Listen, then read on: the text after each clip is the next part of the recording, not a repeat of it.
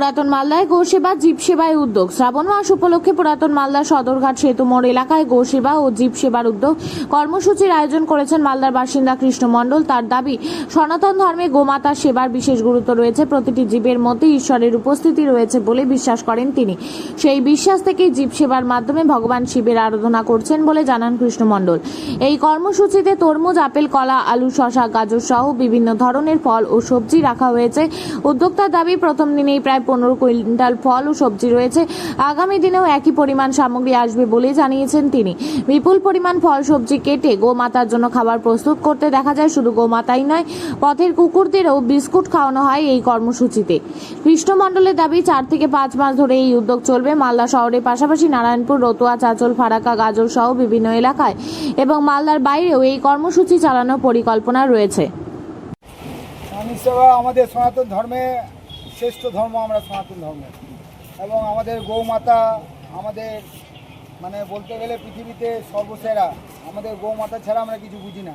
আমাদের হিন্দু ধর্মের নিয়ম হচ্ছে গৌমাতাকে সেবা করা। গৌমাতাকে সেবা করলে একটা কথা আছে, জীবে প্রেম করে যে জন, সেই জন সেবিছে ঈশ্বর। আমরা সনাতন ধর্ম, আমরা সারা জীবন গৌমাতাকে ভালোবেসে এসেছি এবং ভালোবাসা দিয়ে যাব। আর এখানে কোনো স্বার্থ নেই। আমরা হিন্দু ধর্মের মানুষ, আমাদের কর্তব্য তাই যে আমাদের গৌমাতাকে ভালোবাসা। আপনার কর্মসূচি কোথা থেকে কোথা পর্যন্ত চলবে? সরি, কোথায় খাওয়াচ্ছেন? সারা মালদা শহর জুড়ে, নারায়ণপুর, ফারাক্কা, মালদা, রতুয়া, চাঁচল, সব। কি ফল আছে এর মধ্যে? এর মধ্যে তরমুজ আছে, আপেল আছে, কলা আছে, তারপরে আলু আছে, শসা আছে, গাজর আছে, 6-7 রকমের ফল আছে। কত ফল খাওয়াচ্ছেন? মোটামুটি এখন আজকের দিনটা 15 কুইন্টাল আছে, আবার কালকে মোটামুটি 15 কুইন্টাল আসবে। কদিন চলবে আপনার এই কর্মসূচি? এটা চলবে মোটামুটি 4-5 মাস।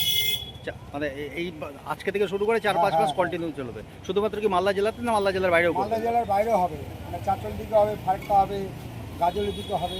আপনি কবে থেকে এই ধরনের কাজ করছেন? এটা আমি প্রতি বছরই করি, শ্রাবণ মাসে প্রতি বছরই করি। কি নাম আপনার? আমার নাম কৃষ্ণ মণ্ডল।